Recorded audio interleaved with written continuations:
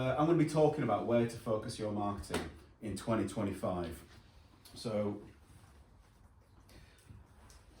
what are the challenges that we face in the B2B arena? The vast majority of us here are in B2B marketing, but I would imagine a lot of this applies to B2C as well.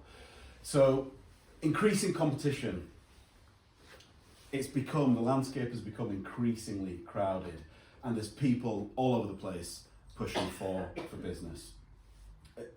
It's more crowded than I've ever seen it before, not just in our sector, but in sectors that we also work in.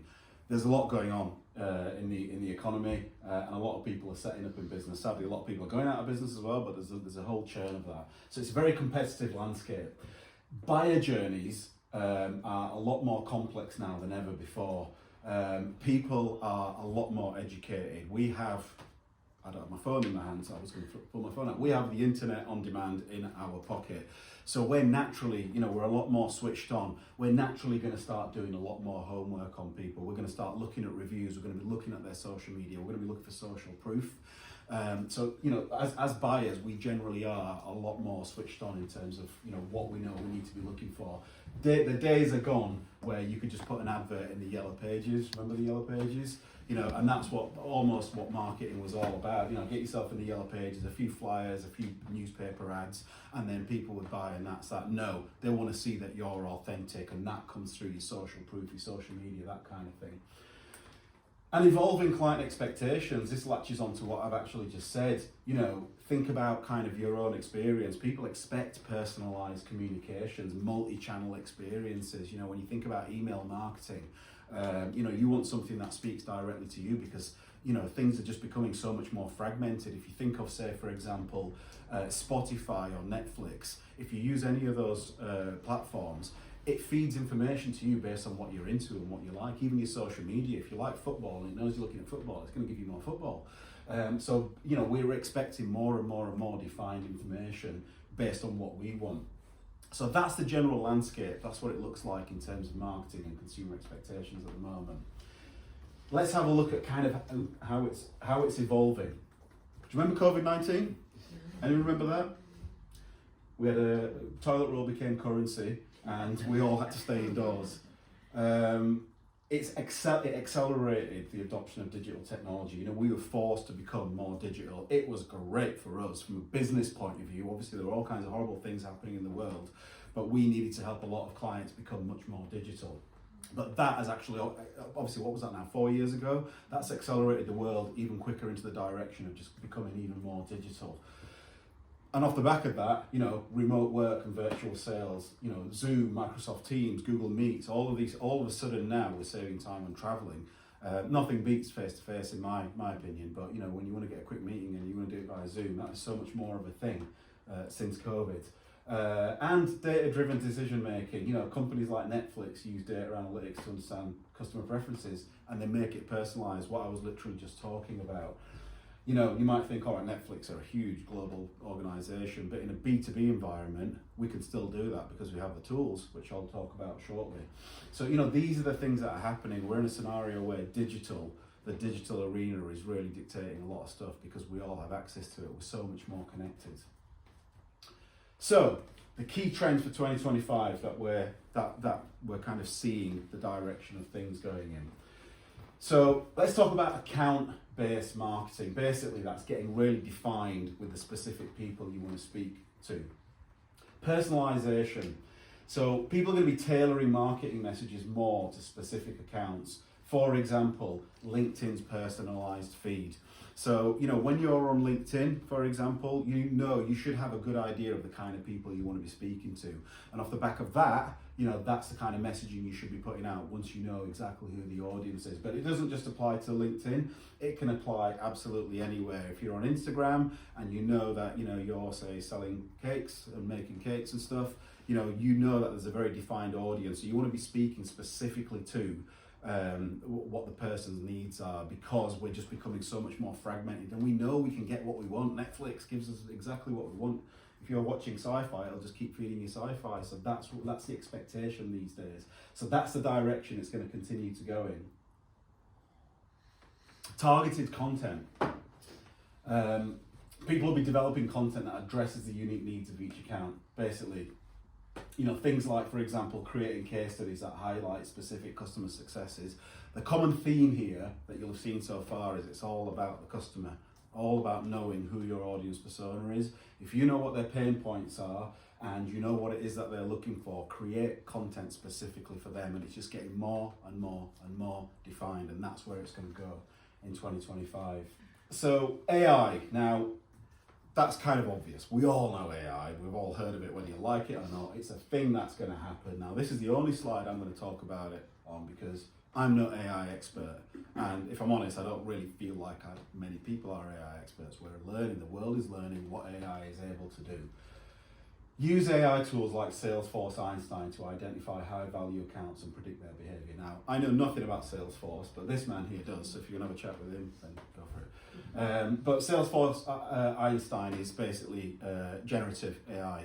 It's the kind of thing, if I'm honest, I'm not a ginormous fan of generative AI because it's not human. It's getting to a point where it's a little bit more intelligent. It learns from the kind of things that you tell it to do, and it can kind of communicate and put out information. But that is the direction that it's going in. So what I always say is, right now, where it stands, it's improved. It's moved on in leaps and bounds since ChatGPT came out, I think, 2 years ago? Almost bang on 2 years ago.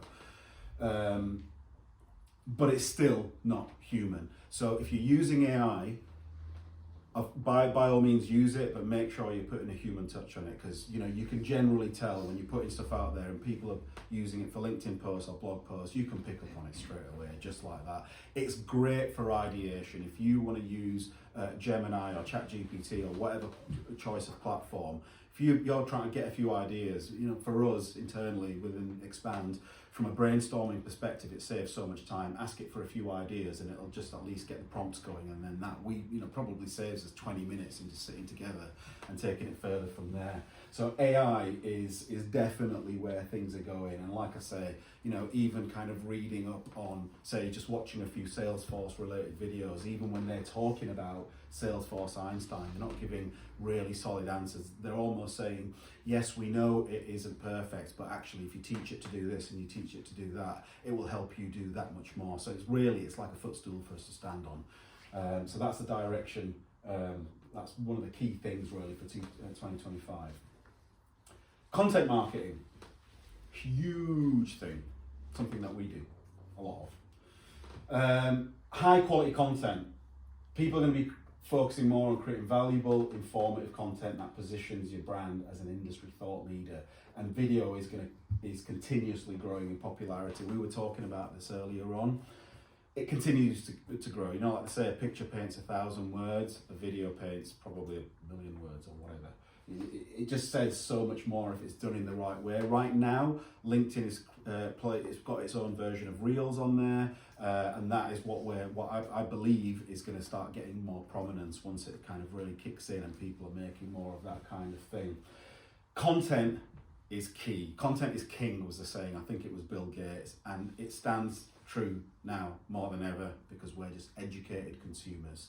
We're all consumers in some way, shape or form. When you're being lied to, when you're being sold to, you want value-adding content. So as people, if you're involved in any kind of marketing, whether it's your business or somebody else's, you need to be creating really solid, strong, value-adding content. I can't stress that enough. Content syndication. So distributing content through multiple channels to reach a wider audience.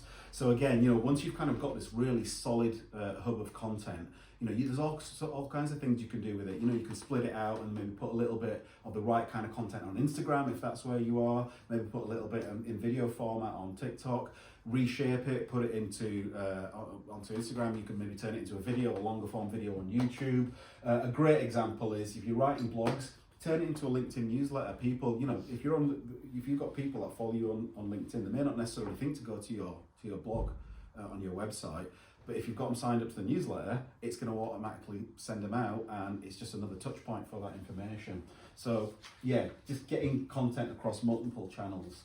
Again, I don't think I'm probably saying anything new. You probably already know this, but this is the direction it's just going in stronger and stronger and stronger. Data-driven optimization. So I mentioned Netflix before. We get this personalized experience from Netflix because of data-driven optimization. How do we translate that in the SME arena? Google Analytics. Google GA4 is the version that is out, the current version. If you learn how to use that, you can learn so much about how people are using your website. But it doesn't just have to be about your website. Every social platform has got its own version of analytics. So if you're really honing in on that and figuring out, learning, you know, when you post a piece of content, and you know how well it performs, or sometimes it doesn't always perform so well, sometimes that's impacting the time of day. Analytics is, you know, I always call it design by data. With the data that you've got, collect the data and it can give you a lot of information on where you should go, and that's only going to get stronger in 2025. Audience-based channels. Social media is going to become more segregated. You might remember when Facebook first came out. It wasn't the first social media channel, but it was probably the first real explosion of social media. And then I think Twitter came along around the same time, and then Vine came, and then it ceased to be a thing, and I think it's a thing again now. And then, you know, LinkedIn appeared. They've all kind of come and go. Now, you know, Meta, who own Instagram and Facebook, have got their own version of Twitter, which is Threads, and now there's a new one out called Blue Sky, and there's been a mass exodus of people from Twitter onto Blue Sky, and it's only recent, and everyone's saying, oh wow, it's the next big thing. But what's actually happening is now we're getting segregation with all these social media platforms. It's not how it used to be. We're still learning. We're still almost like what you might describe in the social media revolution. It's only, 10, 15 years old for commercial purposes, from an SME B2B scenario anyway. And, you know, without getting into politics, you know, the Twitter exodus has happened off the back of Elon Musk owning it and everything that's going on in America. So all people have left and gone into a different direction. So what's actually happening now is people are choosing these platforms based on their beliefs, rather than, oh, let's go on Facebook and connect with my gran and my mates from school and stuff like that. No. So that is a really important thing for us as marketers or business owners to actually be very aware of, in terms of where your audience are hanging out. And it isn't, you can't just go down this route of just scheduling one post that's going to go across every platform. You need to be selective. If you're not going to be present and active on a platform, don't bother with it. Don't bother with it. And what I would also say is it's early days for Blue Sky. There has been this mass exodus of people on there. But what I always say is, when something new comes out, give it a bit of time. Don't invest loads of time in getting your brand on there and doing something, because you just don't know how quickly it's going to drop out as well. Clubhouse, does anybody remember Clubhouse? Yeah? That became a thing some point 2020. It was lockdown-ish and everyone was raving about it. And I don't even know if it's a thing now. I've not heard about it since. Yeah, it came and went like that. It was a fad, and that's the thing with a lot of the social channels. And even Threads kind of came in Threads even came in as an alternative to Twitter, and it's definitely growing. But I'm still kind of keeping an eye on where it's going, because it started out as a really nice, clean place compared to the toxicity of Twitter. But I'm seeing some of that toxicity coming into Threads now. So I'm thinking, okay, should SME brands be on there? It's still to be decided for me, anyway. So, social selling. Leverage platforms like LinkedIn to build relationships with decision makers. Now, selling, it's a bit of a dirty word, isn't it? You know, nobody wants to be sold to, but the reality is, you know, we're all here, we're all networking, we're all building relationships, we're all getting to know and like each other and trust each other. And off the back of that, if it's a service that you're after, that's when you're going to start talking to people that you know and trust. That's pretty much what your social selling is. You're actively reaching out and being present in front of the kind of people that might be the right kind of people that you would want to work with. And off the back of that, you know, being helpful with them. Social selling is again going to be a thing that's just going to be so much more prominent next year. Personal branding, big buzzword. Well, it was a big buzzword, I don't know, about a year ago, 2 years ago. But buzzword kind of takes a little bit away from what it actually is. We're all here building our personal brands. We're all getting to know each other. If you're taking that and you're putting that out into the digital arena and being yourself, you're just going to kind of really emphasize your personal brand out there in a B2B environment. Even in a B2C environment, people often buy from people first before the brand. You know, Xpand has been going for 17 years. People know the team and they know Xpand, but they, you know, when we're out and about, they know me. The relationship has been built with me first, or with Danny, or whoever else has been here, and it's Xpand that they buy from. So it's all about the personal brand. And when we talk about that, often the question we get asked, you know, we say, you know, be human, don't just talk about work, because, you know, here we'll be talking about stuff, but we'll probably also be talking about the weather and Christmas, and we've got kids and holidays and all that kind of stuff.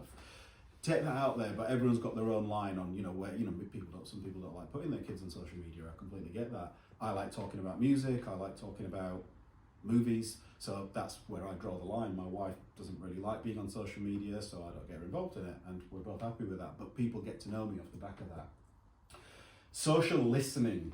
Monitor social media conversations to identify opportunities and address customer concerns. Just keep your ear out on what people are saying and what they're talking about. We were talking about the new Jaguar. Has anyone seen the new Jaguar branding? Mm-hmm. It was out just yesterday. It's a massive U-turn on what the brand heritage was of this really solid, you know, very masculine British heritage of power cars, all that kind of thing. They're going to go all electric, and my immediate thinking was it looks like something from Teletubbyland. They're doing a complete U-turn, and even the audience they're aiming for and the colour schemes, it's completely changed. And going back to this, social listening out about what people are talking about on social media, that gives an indication of maybe the kind of content you should be shaping, because you're hearing what your audience's pain points are. Once you know what their pain points are, you can put content out that's going to potentially help you help them relieve that pain point. Obviously, you know, the budget was obviously a huge thing recently, and obviously all businesses are having to make all kinds of shifts around that. It's listening to what's going on. And email marketing. Personalized email. Again, this isn't actually new. This is a trend for 2025. This is a thing that's been talked about for years. Tailoring email content to individual preferences and services. I'm a huge advocate of building your own organic email list. I'm not a fan of buying in tens of thousands of email addresses and just sending out spam to loads of people. It's not going to work. Then you need a minimum. This is a very old statistic. You need a minimum of 7 brand touch points. Have a need or a want for something, and then you're going to think about purchasing from that business. So if you've organically built a list through offering people a downloadable, or you've met them at an event or something like that, it's just regular touch points that's going to help them become a client. And if you're giving them the kind of content that they want to read, again, you're just giving them. It just goes back to the Netflix example. You're giving them exactly what it is that they want. And automated workflows. Use automation tools like HubSpot's Marketing Hub to streamline email campaigns and improve efficiency. Huge area. And again, AI can help with this kind of thing. Great example. You've got a client or a prospect. You've put them into your CRM, into your system. Let's say you've got loads of other things going on. You might forget to touch base with that person, or they might say, you know what, thanks for your proposal. I'm not ready to have a chat until 6 months' time. You can put that into your calendar, which isn't connected to anything that's automated, or you can put it into one system and it'll just keep a log with everything that's going on. All of that thinking then doesn't need to be in your mind, it's there and it'll just remind you. Automated workflows will create efficiency so you guys can focus more on what it is that you do best. And finally, a useful tool. You may or may not have heard me mention this in the past, Solar 7. So this is a model that we've created ourselves. It's not reinventing the wheel. It is 7 stages to get to return on investment, not the Republic of Ireland. So I'll quickly talk through it. In its entirety, this is the process that you should all be going through in some way, shape or form with your marketing. Discovery, understanding where you've been, where you are now, where it is you want to go, what your objectives are, who your audience are, who your competitors are. Really get that written down. Strategy, once you've got all that information, form your strategy, do your research on all your competitors, on everything that they're doing. Out of that, you want a step-by-step plan of what you should do in January, February, March, April, May, and so on and so on. Stage 3 of the model is your brand and your content. Your brand is more than just your logo, it's your messaging and your values and positioning, and it's how you make people feel. So you get that bit right, and that then goes into your website, which is stage 4, which is like the sun of your solar marketing system. And then you've got your planets. You've got different ways of driving traffic back to your website, and content is the orange ring around each one, just as the content, again, obviously I mentioned it earlier on, content is key. You want to be getting the right kind of content out on your social media and your PR, all that kind of stuff, because you could be posting on social media all day, every day, but it could mean absolutely nothing to the wrong kind of people, right? And then stage 6 is review and measure, going back to what I mentioned about data, reviewing the data. That's what's going to help you kind of, I suppose, go back, circle round and just kind of keep retweaking, work on the good stuff. The stuff that isn't so good, that isn't working so well, you need to keep reviewing it and tweaking it, and that's ultimately what's going to get you to return on investment. So that, folks, as a framework, everything I've talked about will fit in some way, shape or form as a framework. So, I invite people to use this as a tool, even if you're never going to speak to us ever again. It just helps create a framework to actually understand where you should be focusing. A great way to use it, a very crudely put together slide, is something like this. I actually used this last year, but I thought it was quite useful. Imagine a scoring system for each one of the facets.